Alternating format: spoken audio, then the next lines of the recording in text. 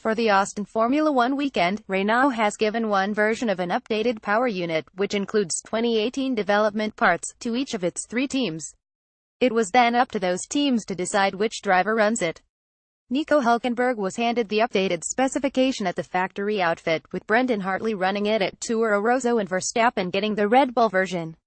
They are the only 3 updated engines that will be made available this season, which means that should the other Renault-powered drivers need to change their engines, they would then have to stick to the older spec. Asked how big a disadvantage he felt he had from running the old engine, amid suggestions the new unit is worth up to 0.2 of a second, Ricciardo said, "Did we had different engine specs? I had no idea. Seriously, I didn't know."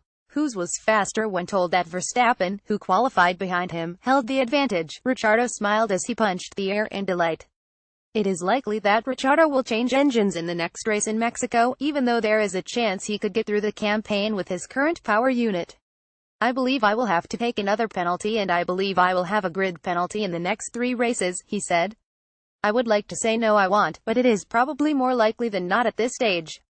When pushed on whether there was any disappointment about having a different spec to Verstappen, Ricciardo joked, "Oh, so that is why Max signed his contract? I literally had no idea.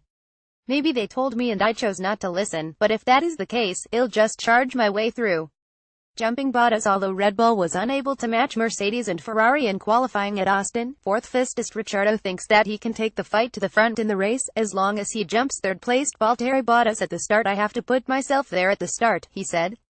"I really need to try to jump Valtteri and put myself with Lewis Hamilton and Seb Vettel to try to run with them, and then we will go from there."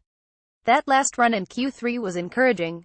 Q1 I was like over a second off the pace and we were a long way from where we needed to be, so we found a lot of time in that 1 hour.